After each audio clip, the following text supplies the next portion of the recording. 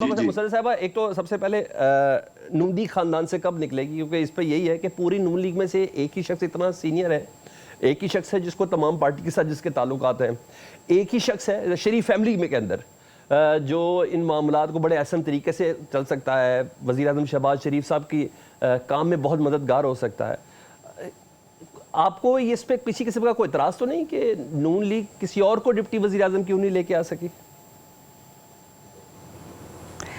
جی بسم اللہ الرحمن الرحیم، بہت شکریہ۔ دیکھیں میں صرف یہ کہوں گی کہ ہمیں اعتراض کرنے کی اس لیے ضرورت نہیں ہے کیونکہ یہ اس طرح کے اقدامات اٹھا کے جو ان کا ووٹ بینک جو کہ چند فیملیز کے اوپر رہ گیا، یہ اس کو بھی ختم کر رہے ہیں۔ جو ان کی اپنی پارٹی کے اندر جو رہنما ہیں، آپ دیکھیں Shahid Khaqan Abbasi and Miftah and even گاہے بگاہے Salman Khawaja Saad رفیق بھی اس چیز کو ڈسکس کرتے رہتے ہیں کیونکہ اس کی وجہ یہ کہ یہ فیملی اپنی اچھا میں یہ بات کر رہی تھی کہ اس میں اس کی وجہ یہ ہے کہ اس میں جو کوئی بھی سیاسی عقل مند سیاسی جماعت ہوگی وہ ان کی اس طرح کی خامیاں جن سے اپنی ان کے پارٹی کے کارکنان، ان کے پارٹی کے ایون لیڈرز وہ انسیکیور ہوں گے یا وہ ان کے تحفظات میں اضافہ ہوگا، تو ہمیں کیا ضرورت ہے پوائنٹ آؤٹ کرنے کی؟ پبلک ہے نا اس چیز کو سمجھنے کے لیے، اور اسپیشلی جو پی ایم ایل این کا ورکر، ووٹر، سپورٹر، اس میں مایوسی کی لہر کیوں دوڑی ہے؟ کیوں آج جو پنجاب کی جماعت تھی وہ اپنی سیٹیں بھی ایکچولی تو نہیں بچا پائے؟ اگر فارم 47 کی کمک نہ آتی تو آپ کو پتہ ہے نواز صاحب، مریم صاحبہ، شہباز شریف صاحب، حمزہ، ایون یہ پورا خاندان ہارا ہے اپنی سیٹیں۔ ایکچولی اس کی کیا وجہ؟ اس کی وجہ یہ ہے کہ یہ اپنی ذات، اپنے خاندان، جاتی امرہ کی جو حدود ہے اس سے آگے نہیں سوچتے، اور یہ کسی بھی پارٹی کو ختم کرنے کے لیے اچھا میں دو سوال اس فیس میں آپ سے اور کر رہے ہیں، مجھے کوئی آنسر کر دیں۔ مسرت صاحبہ دو سوال مجھے آپ سے اس والے حصے میں کرنے ہیں۔ ایک تو پہلے بتائیے گا آپ کا کیا گمان ہے، اسحاق ڈار صاحب کس کی نمائندگی کر رہے ہیں، نواز شریف صاحب کی کہ اسٹیبلشمنٹ کی؟ دیکھیں ان فیکٹ میاں صاحب کی اگر اس کال کو دیکھیں جو انہوں نے ایک سپیچ میں بات کی تھی کہ میں نے پیچھے مڑ کے دیکھا تو کوئی بھی نہیں تھا، تو پرینک تو اس دفعہ ان کے ساتھ ہوا ہے۔ جب سگی بیٹی اور سگا بھائی کر سکتا ہے تو وائی ناٹ؟ کیا یہ ڈار صاحب کا حق نہیں ہے؟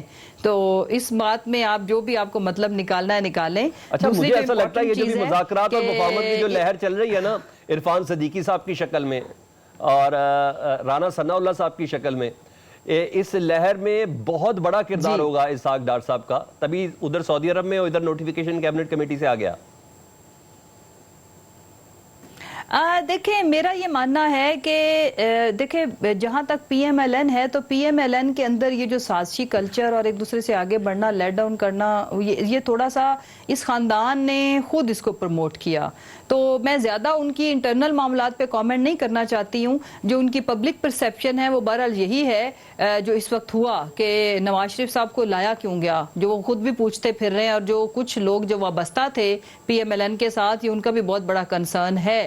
اور جس طرح سے ہوا جو کچھ ہوا وہ آپ سب کو پتا ہے کہ گراؤنڈ ریالٹی ان کو نہیں بتائی گئی۔ گراؤنڈ ریالٹی یہ تھی کہ یہ جماعت، دیکھو میری بات سنو، اربوں روپے لگانے کے بعد بھی ان کے کوئی جلسے سپیچز سننے کو نہیں آتا تھا۔ جب نہیں آتا تھا تو میاں صاحب کو جھوٹ بتائے گئے، وہ سب نے اجتماعی جھوٹ بولا کہ آپ آئیں گے تو ایک ٹھاٹھے مارتا سمندر ہوگا، ان کو طوطا اڑا کے خوش کر دیا گیا یا کبوتر بٹھا کے، بٹ ان فیکٹ ریالٹی وہی تھی جو 8 فروری کو عوام نے ان کے ساتھ کیا، اور پھر اس سے بھی بڑی ان کو شرمندگی اٹھوائی گئی۔ کیوں اٹھوائی گئی؟ فیملی اس میں شامل تھی یا نہیں، آئی ڈونٹ نو۔ یہ زیادہ کامنٹ ہے کہ یہ پی ایم ایل این کے لوگ کریں کہ ایک ایسی جماعت جو 17 سیٹیں بھی کل ملا کے نہیں جیتی پورے ملک میں، اس کے لیڈر کو وکٹری سپیچ کروانا، کس نے ان کو مجبور کیا؟ کیوں کی انہوں نے؟